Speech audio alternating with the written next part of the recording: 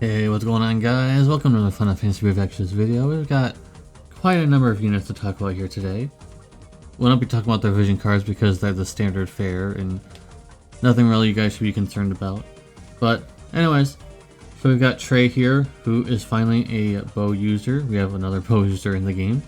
But is he worth it? Let's find out. So his SPMR, it's okay, I guess. I mean, it might be running into a similar situation as Sephiroth, where, you know, Sephiroth's event katana is not as good as the DV bow whenever there becomes a good bow. But now it's okay. 150% wind amp, wind, fire, and ice imbues. 3000 flat attack passive. And the reason for that is, I believe, is because his TMR is just whatever, and it doesn't have any flat stats on it either, so I'm assuming that's why. Multiple 200% killers, and then he's an SLB wind finisher, and unfortunately all three of the units that we're talking about here are SLB. So, how much I can do about it, I don't make the units. So, Trey, I mean, he's decent with the 150% wind amp, but he only has an 80 times mod boost, whereas most units have 100 times or more. Even with Reagan, which is basically the same as Tidus but as a materia, or Tidus STMR, his SLB finisher mod is only 480 times. Now it feels like we're going backwards. What happened?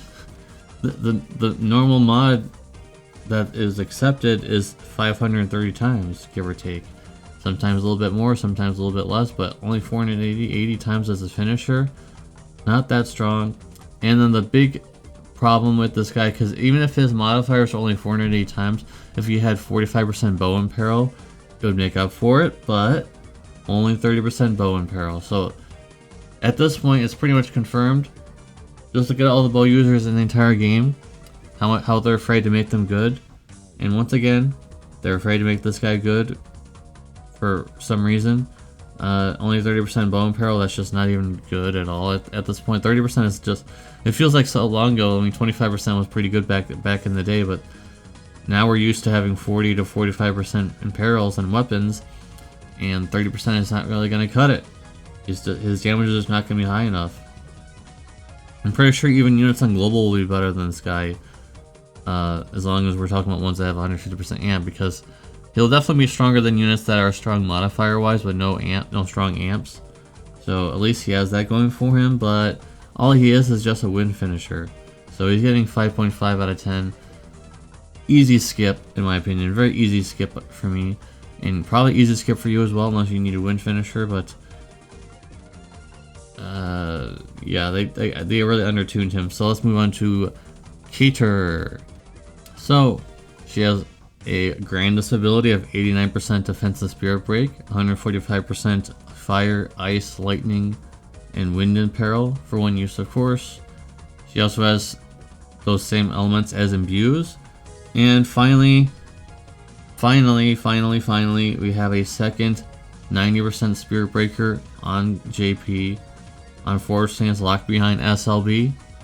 But finally, we have a 90% Spirit Breaker who is more modern than Lightning, because honestly, even though Lightning is much easier to use in terms of just, all you have to do is shift and use it, she has no buffs. She basically, all Lightning is a 90% Spirit Break, and that's it, because her rest of her kit is just not very useful anymore. So at least Cater has that going for her. If you go crazy on her banner, you pull her, you get 90% Spirit Break. So this is hopeful that maybe soon we'll finally get a 90% defense breaker on JP, finally, hopefully.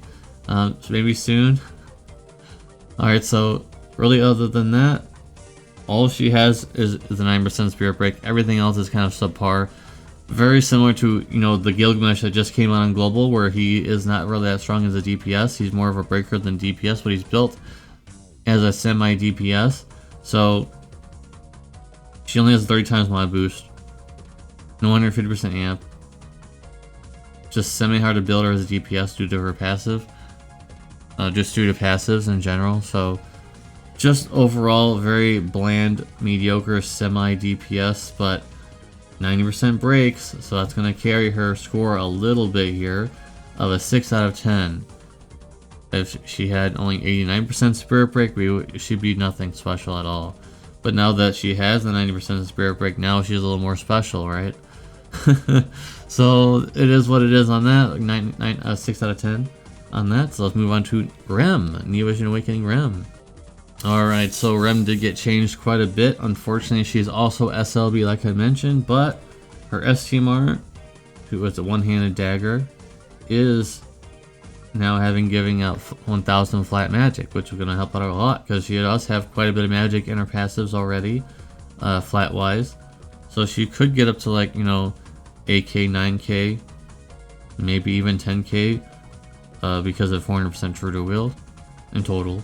So she can quad cast everything, 100 times mod boost for her SLB, LB SLB, which is interesting.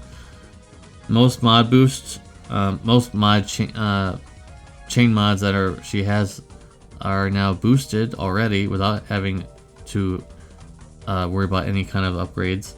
And then she has an additional 200 times additional mods in her passive, so I guess it's okay.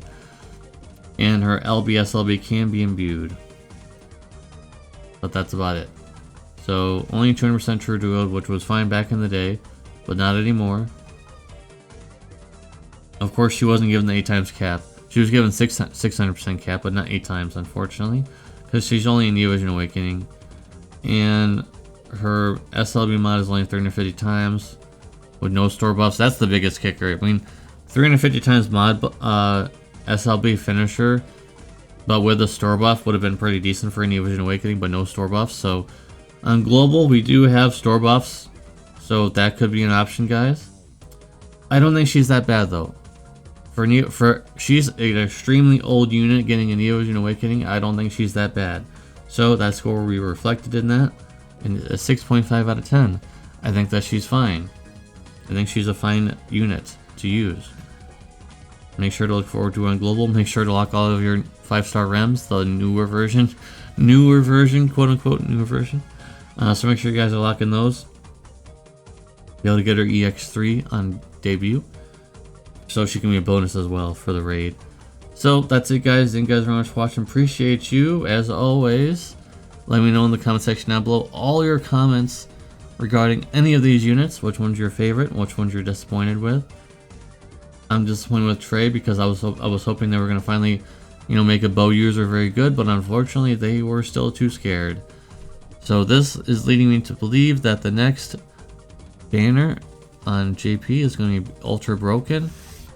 In terms of the next month, not the next banner, because it's just going to be a filler banner, I'm sure, for the next actual banner. But next month's banner is probably going to be the power creep, I'm assuming, because they're being very tame with this right now. But they released a 90% spirit breaker, so 90% defense breaker could be on the horizon, guys.